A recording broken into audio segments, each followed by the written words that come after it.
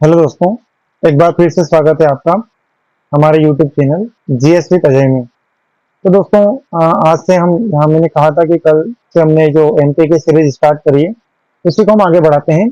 और आज मध्य प्रदेश के इतिहास में हम महाजनपद युग और मौर्य युग को पढ़ेंगे। दोस्तों, जैसा कि मैंने बताया कि ये लंबी सीरीज चलेगी और इसमें लगभग आपके सभी डायमेंशन कवर हो जाएंगे। तो ठीक है दोस्तों, तो स्टार्ट करते हैं। और एक बार फिर से आपसे वही गुजारिश कि सब लोग लाइक करें, शेयर करें, सब्सक्राइब करें और कमेंट करके जरूर बताएं कि हमारा पढ़ाया हुआ आपको कैसा लगा। दोस्तों, आपको इसके अगर पीडीएफ चाहिए तो आप हमारे टेलीग्राम चैनल में चैनल ज्वाइन कर सकते हैं, जिसका लिंक आपको डिस्क्रिप्शन बॉक्स में मिल जाएगा। ठीक है दोस्तों, तो स्टार्ट करते हैं। तो मध्य प्रदेश का इतिहास में आज हमारा है महाजनपद युग। तो दोस्तों, महाजनपद युग का जो काल माना जाता है वो 600 ईसा पूर्व के आसपास माना जाता है। जब कितने कितने थे, तो कितने जनपद थे टोटल? तो दोस्तों 16 महाजनपद थे टोटल, है ना, जिनकी संख्या कितनी थी? टोटल 16 महाजनपद थे। इन 16 महाजनपदों में दो हमारे मध्य प्रदेश में मिलते हैं हमको, दो हमें कहाँ मिलते हैं? मध्य प्रदेश में। वर्तमान मध्य प्रदेश में हमको दो महाजनपद मिलते हैं। एक है चेदी, जो बुंदेलखंड में है, और एक है अवंती, है ना, उज्जैन, जिसे वर्तमान में उज्जैन है, वर्तमान में मध्य प्रदेश के संदर्भ में है। अब बात करते हैं एक एक करके। तो एक है चेदी जनपद। तो चेदी जनपद कहाँ है दोस्तों? तो विदर्भ के यादव वंशी शासक कौशिक ने अपने साम्राज्य का विस्तार कर चर्मण्यवती और शुक्तिमती के मध्य मध्य प्रदेश में राज्य स्थापित किया, जो कालांतर में चेदी जनपद कहलाया।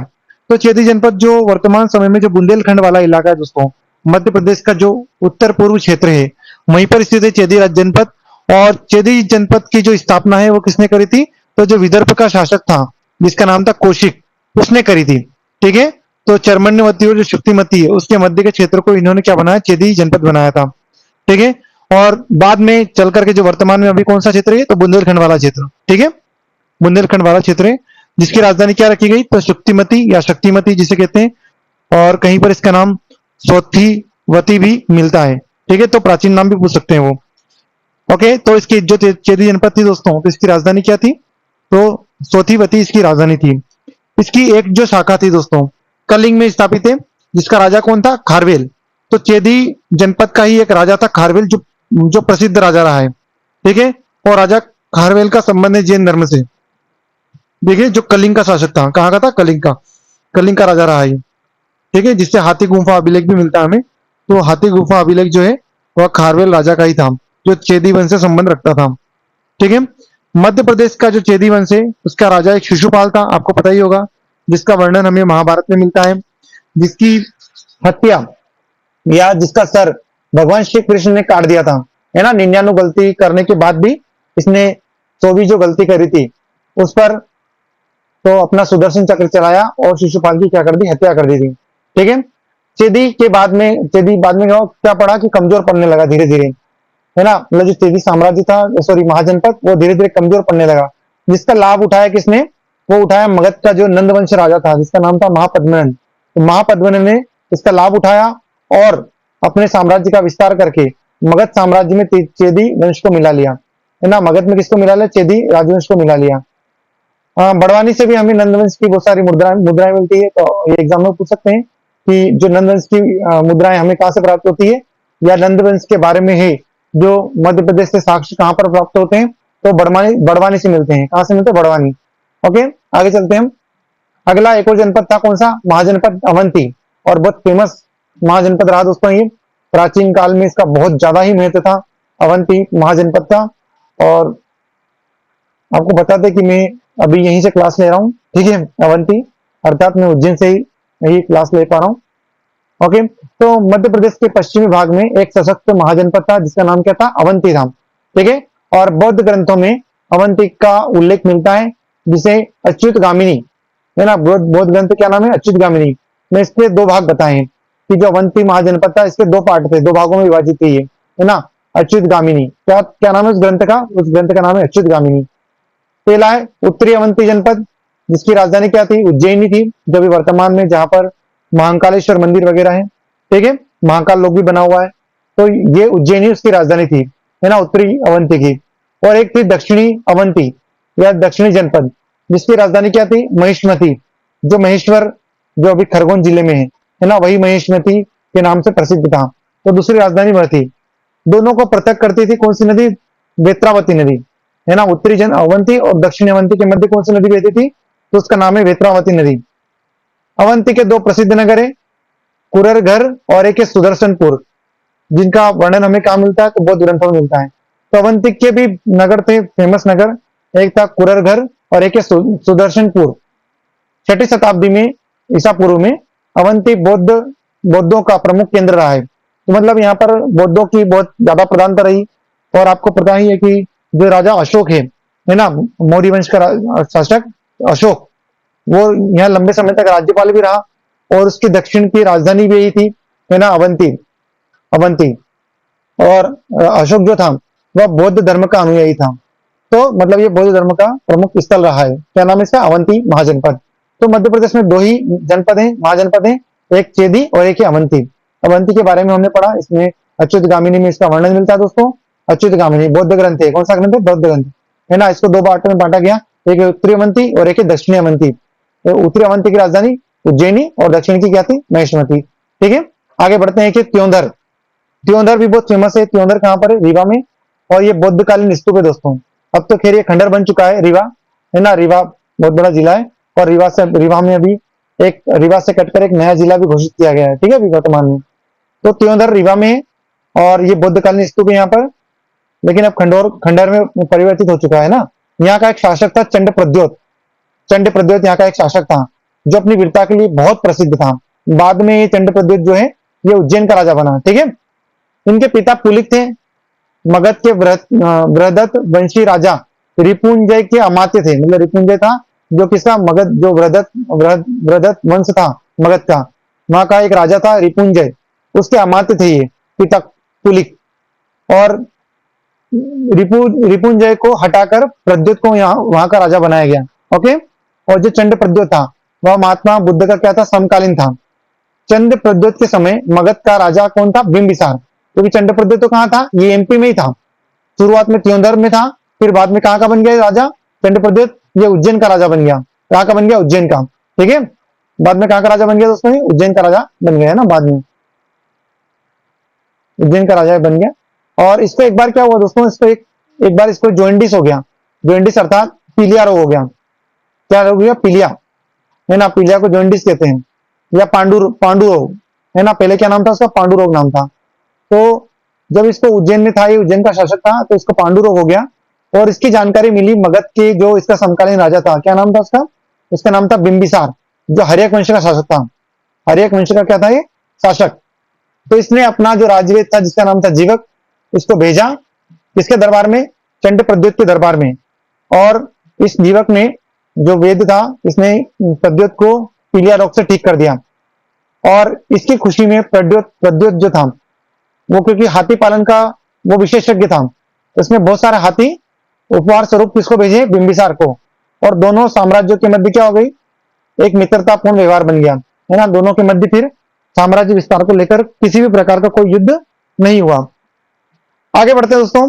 तो बौद्ध ग्रंथों के अनुसार मगध के दूसरे जो राजा थे, दूसरा राजा जो अजाशत्रु है, ये बिंबिसार का पुत्र था अजाशत्रु, ने प्रद्योत के आक्रमण से, मतलब ये डरता था प्रद्योत, क्योंकि चंड प्रद्योत बहुत ही प्रतापी राजा था, ठीक है। तो इससे इसको डर था। इसने क्या कराया? अजाशत्रु ने अपने सुरक्षा के लिए पाटलिपुत्र में एक दुर्ग का निर्माण करवाया, ठीक है। फिर बाद में जब चंड प्रद्योत का देहांत हो गया, मर गया, उसके बाद हर्यक वंश का भी शासन खत्म हो गया और एक नया वंश आया मगध पर जिसका नाम था शिशुनाग वंश। और शिशुनाग वंश का संस्थापक था कौन? शिशुनाग। इसने क्या करा? अवंती पर हमला किया और अवंती को मगध साम्राज्य में क्या कर लिया? मिला लिया। और उस समय जब हमला किया गया अवंती पर और अवंती को मिलाया गया, तब अवंती का शासक था कौन? नंदीवर्धन। अवंती का राजा कौन था? तो वो था नंदीवर्धन, ठीक है। ये पूछा जा सकता है एग्जाम में। अगला है मौर्य युग की शुरुआत होती है। अभी तक शिशुनाग वंश, नंद वंश के बारे में पढ़ा हमने, अब आता है मौर्य युग। तो मौर्य युग में पता ही आपको कि मौर्य युग बहुत ही विशाल साम्राज्य बना और सबसे बड़ा, एक बहुत ही बड़ा साम्राज्य का निर्माण हुआ, केंद्रीकृत निर्माण। और पता ही आपको चंद्रगुप्त मौर्य यहाँ का पहला शासक बना, जो किसकी वजह से बन पाया? वो चाणक्य की वजह से, अर्थात कुटिल बुद्धि का जो कौटिल्य था विष्णुगुप्त, उसी के सहयोग से ये राजा बना। ठीक है, एक चरवाहा को राजा बना दिया। देखो इतने बड़े महान गुरु भी होते हैं, है ना। विशाल मौर्य साम्राज्य के अंतर्गत मध्य प्रदेश भी शामिल था। मौर्यों के समय भी अवंती और चेदी मगध के भाग थे। मतलब जो अवंती का महाजनपद था और चेदी, ये दोनों ही जो महान राजधानियां या महान नगर किसके अंतर्गत आते थे, तो मौर्यों के अंतर्गत आते थे। उज्जैन की जो राजधानी क्या थी, वो अवंती राष्ट्र अर्थात चक्र इसकी राजधानी थी। पहले भी अवंती थी, अब भी अवंती रही। चंद्रगुप्त प्रथम के राजा राज्य में सौराष्ट्र, सौराष्ट्र मतलब जो गुजरात का इलाका है वहां पर, मालवा, जो भी मालवा मतलब मध्य प्रदेश का इंदौर उज्जैन जो इलाका है पूरा, जिसके अंतर्गत अवंती भी आती है, ये सब शामिल थे चंद्रगुप्त मौर्य के समय में। उज्जैन के शक राजा था एक रुद्रदामन, जिसका एक अभिलेख मिलता है हमको जूनागढ़, जो बाद में आता है, मतलब गुप्तों के बहुत बाद में इसका शासन आता है शकों का। ठीक है, तो उज्जैन का एक राजा था रुद्रदामन, जिसका अभिलेख है कौन सा, जूनागढ़ अभिलेख, जो संस्कृत भाषा में लिखा गया है। के अनुसार गुजरात सौराष्ट्र में गवर्नर, चंद्रगुप्त का एक गवर्नर था जिसका नाम था पुरुगुप्त। क्या नाम था उसका, पुरुगुप्त शासन करता था। ये चंद्रगुप्त मौर्य का ही था। ठीक है, इसने सुदर्शन झील का निर्माण भी करवाया। इस झील का निर्माण कराया, सुदर्शन झील का निर्माण करवाया कहां पर, सौराष्ट्र में, है ना। सुदर्शन झील का निर्माण करवाया, सुदर्शन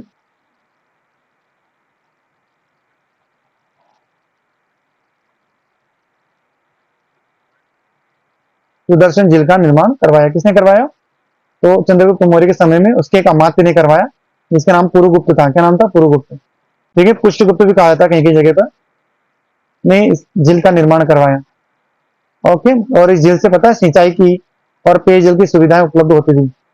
फिर बाद के शासकों ने भी इस झील का बहुत बार जीर्णोद्वार करवाया, है ना। जीर्णोद्वार मतलब इसकी मरम्मत करवाई, उसको वापस से जीविका प्रदान करी। ठीक है, इस झील का निर्माण करवाया। किसने करवाया इस झील का निर्माण, तो वो करवाया पुरुगुप्त या पुष्यगुप्त, है ना। सामंत पासादिका, जो बुद्ध घोष के अनुसार, एक सामंत था पासादिका बुद्ध घोष के अनुसार। किसके अनुसार, बुद्ध घोष के अनुसार सम्राट बिंदुसार ने अपने पुत्र अशोक को अवंतिका का प्रांतपति, प्रांतपति मतलब राज्यपाल बनाया।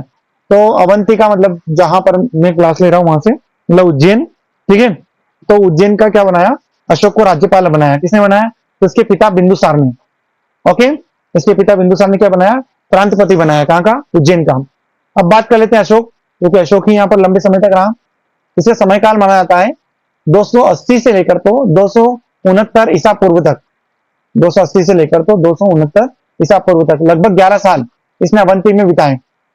अशोक ने विदिशा में शकवंशी व्यवसायी, मतलब एक व्यापारी था, जिसकी पुत्री थी श्रीदेवी, या इसका एक और नाम है महादेवी, जो वेश्य की बेटी थी, से विवाह किया।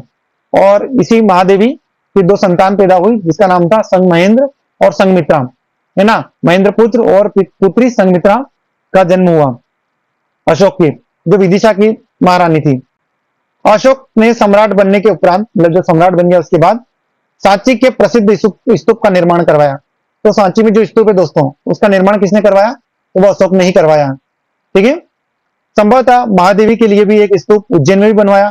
तो महादेवी के लिए उन्होंने एक स्तूप बनवाया कहां पर, उज्जैन में, जो आज फेमस है वेष्टि टेकरी के नाम से। ठीक है, खैर अभी ये एक टीले के रूप में ही है केवल, लेकिन जल्दी ही जो अपनी मध्य प्रदेश सरकार है वो इसको एक धार्मिक स्थल और साथ ही साथ इसे एक पर्यटन स्थल के रूप में भी वापस से निर्माण करने की कोशिश कर रही है ना वेष्टि टेकरी, ताकि बाहर से लोग आए और पर्यटन भी बढ़े, और जो बौद्ध धर्म है उनके लोग भी यहाँ पर आए, क्योंकि हर वर्ष आते हैं बौद्ध लोग भी वेष्टि टेकरी को देखने। ठीक है, अशोक के बहुत सारे शिलालेख मिलते हैं हमको मध्य प्रदेश में, और लघु शिलालेख जो है ज्यादा मात्रा में मिलते हैं।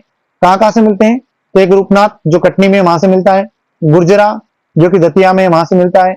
एक सारो मारो जो कि सीहोर में है, वहां से मिलता है। पानगुराड़िया ये भी सीहोर में, यहाँ से मिलता है।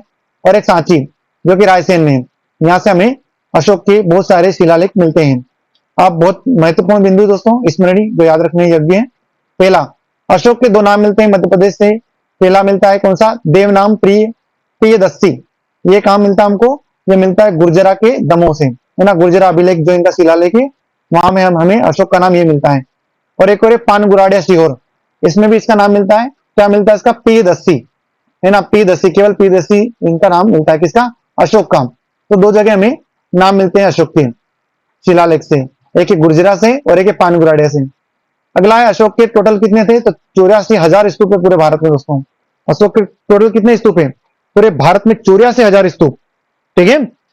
और अशोक ने मौर्य सम्राट बनने के बाद कुणाल को अवंतिका का प्रांतपति बनाया। इनका पुत्र था कुणाल, है ना, तो कुणाल को क्या बनाया इन्होंने, उज्जैन का राज्यपाल बनाया। खुद अशोक भी राज्यपाल रह चुके थे, और बाद में जब ये मगध के राजा बने, सम्राट बने, मौर्य सम्राट बने, तो इन्होंने कुणाल को अवंतिका का क्या बनाया, प्रांतपति बनाया, अर्थात राज्यपाल बनाया। अशोक ने महादेव स्थविर को मालवा में बौद्ध धर्म के प्रचार हेतु भेजा।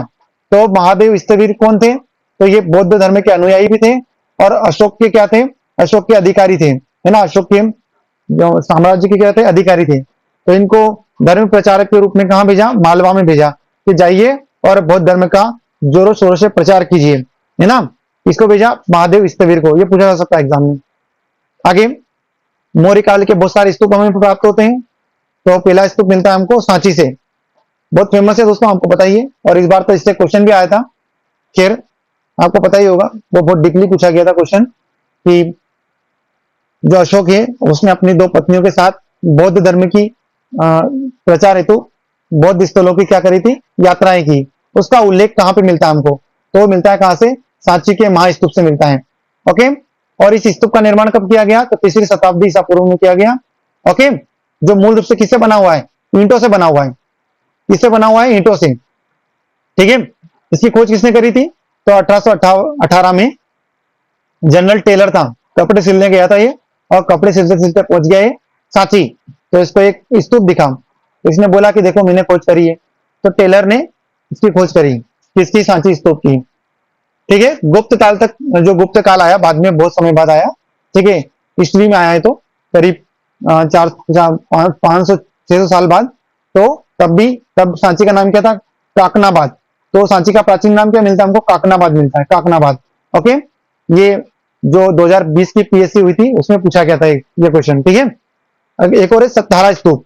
सतधारा स्तूप कहां पर है, तो सतधारा स्तूप भी सांची में ही है ना, कहां पर है, सांची के पास में ही है, रायसेन जिले में। कहां पर है, रायसेन जिले में स्थित है ये भी, ठीक है। सतधारा है ये कौन से जिले में स्थित है, ये भी दोस्तों रायसेन जिले में स्थित है, सांची के पास में ही है ये भी, रायसेन, ठीक है। तो सतधारा भी कहां पर स्थित है, रायसेन जिले में, सांची के निकट। ओके, सांची के निकट स्थित है। क्या नाम है इसका, इसका नाम है सतधारा। ओके, सतधारा, सोनारी, सांची, देखो तीनों स से आ रहे नाम, और तीनों कहां पर स्थित है, तीनों ही रायसेन में स्थित है, ठीक है। और ये भी बौद्ध का केंद्र रहा है। अगला है सोनारी स्तूप। सोनारी सांची से 9 किलोमीटर दक्षिण पश्चिम में स्थित है। यहाँ पर टोटल 8 स्तूप हमको मिलते हैं जो कि बौद्ध धर्म से संबंधित है। अगला है अंधेर का स्तूप। तो दोस्तों अंधेर का स्तूप कहां पर है, यह विदिशा जिले में स्थित है, मतलब रायसेन के जस्ट पास में ही है ये भी। ओके, यहाँ पर भी हमको 3 स्तूप मिलते हैं जो बौद्ध धर्म से संबंधित है और मौर्य काल से संबंधित है, ठीक है। अंधेर का स्तूप कहां पर है, विदिशा में। और उदयगिरी की गुफाएं भी है विदिशा में, आपको पता ही है, ठीक है। उदयगिरी, खंडगिरी की गुफाएं, पार्वती की गुफाएं, ये हमको विदिशा में ही प्राप्त होती है। ओके, तो यहाँ पर एक अंधेरी का स्तूप भी है। एक और है भोजपुर स्तूप, ये भी विदिशा में स्थित है, 10 किलोमीटर दूर है। और यहाँ पर टोटल हमको 37 अर्थात 37 जो है स्तूप प्राप्त होते हैं। अगला है उज्जैन का स्तूप, ये पढ़ चुके हम, जो वेस्ट टेकरी जो है, वेस्ट टेकरी कानीपुरा रोड पर अर्थात तराना रोड पर स्थित है ना, वेस्ट टेकरी। ये भी बौद्ध स्तूप है और ये अशोक ने ही बनवाया था अपनी पत्नी किसके लिए, महादेवी या कुमार देवी के लिए बनवाया था। ओके, अगला सांची के बारे में हम पढ़ चुके हैं खैर, पर अभी डिटेल दे रखी ज्यादातर क्योंकि बहुत बड़ा स्तूप है ये। ओके, तो इसका प्राचीन नाम तो पता ही है दोस्तों आपको, क्या है, काकनाबाद। काकनाबाद इसका प्राचीन नाम है, या काकना बोट भी बोलते हैं और काकनाई भी बोलते हैं इसका नाम है। तो यहाँ पर टोटल 3 स्तूप है दोस्तों। और इसकी खोज किसने करी थी, तो मैंने बताया कपड़े सिलते हुए गए थे, कौन, जनरल टेलर। और कपड़े सिलते सिलते सांची पहुंच गए कि सांची से दूध ले लूं मैं, है ना, सांची का दूध ले लिया जाए ताकि घर पे चाय बना के पी जाए। तो इसको मिल गया कि वहां पर तो स्तूप है, तो इन्होंने इसकी खोज करी। फिर आगे चल के 1818 में ही एक और मेजर कोल ने जो स्तूप गिर चुके थे, खंड हो चुके थे, जिनके तोरण गिर चुके थे, उनको वापस से खड़ा करवाया। किसने करवाया? मेजर कोल ने। ओके, मेजर कोल गए और कोयले से फिर वापस से इन्होंने खड़ा करवाया। आगे महास्तूप में, इसी सांची के महास्तूप में भगवान बुद्ध के द्वितीय में दम्भ, जो दम्भ की बातें कही गई था, धर्म के बारे में कही गई, और इनके तृतीय में दूसरे नंबर पर इनके दम्भ की बातें हैं, बुद्ध की जो दम्भ के बारे में कही गई कि बौद्ध धर्म क्या है, दम्भ का मतलब क्या होता है। कुल मिलाकर के दम्भ का यही मतलब है दोस्तों कि नैतिक मूल्य, नीति शास्त्र, नैतिक शिक्षा, कुल मिलाकर के उसके बारे में बात की गई है दम्भ में। ठीक है, कि मनुष्य को कैसा आचरण का व्यवहार करना चाहिए। तृतीय जो है उसमें किसके बारे में बात की? जो बौद्ध के जो शिष्य हैं, सारिपुत्र, एक का नाम क्या है? सारिपुत्र, और दूसरे का नाम है महामोदगलायन। के जो दांत है उनके अवशेष आपको मिलते हैं, दांत के अवशेष। तो इनके दांत की भी कितनी बड़ी कीमत हो गई।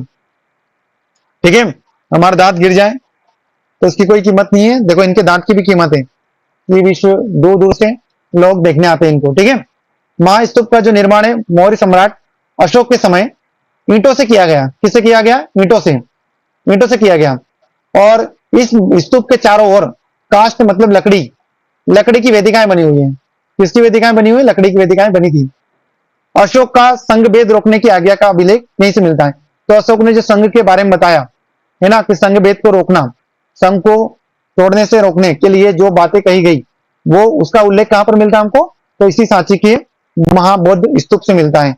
सांची स्तूप के पास ही अशोक का एक और शिलालेख हमें प्राप्त होता है। अगला है हमारा तुमेन का स्तूप, जिसे तुमेन जिला अशोकनगर में है। कहां पर है? अशोकनगर। तुमेन का स्तूप कहां पर है? अशोकनगर में।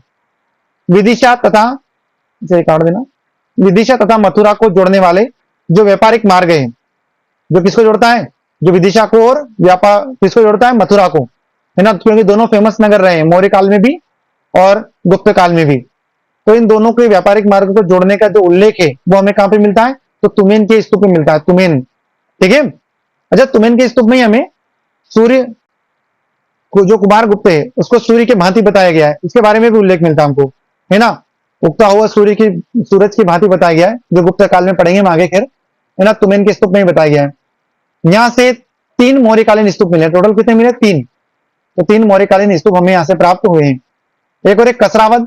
कसरावत कहां पर है? तो एक खरगोन जिले में कसरावत, है ना। इत बड़ी टीला, एक टीला जो वहां पर फेमस है, इत बड़ी टीले के नाम से फेमस है।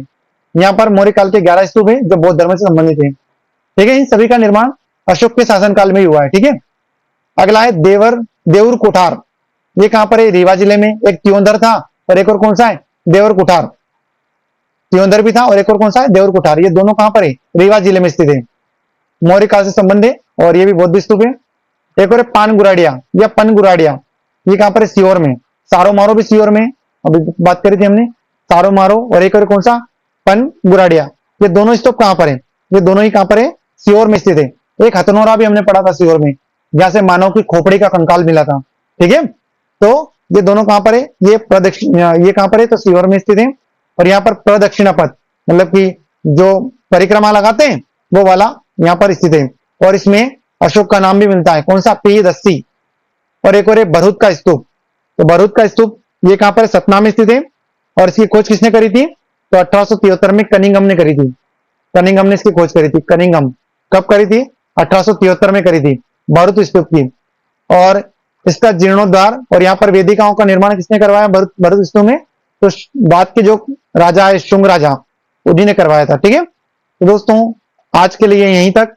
इसकी पीडीएफ आपको हमारे Telegram channel GK with Ajay या फिर इसका जो डिस्क्रिप्शन बॉक्स है वहां पर लिंक मिल जाएगी, तो आप ज्वाइन कर सकते हैं और वहां से इसकी पीडीएफ प्राप्त कर सकते हैं। दोस्तों मिलते हैं अगले सेशन में, तो अभी यहीं तक। प्लीज दोस्तों शेयर करें, लाइक करें, कमेंट करके जरूर बताएं कि हमारा पढ़ाया हुआ आपको कैसा लगा। ईश्वर आप सभी लोगों को सफल बनाए। धन्यवाद। मिलते हैं अगले सेशन में।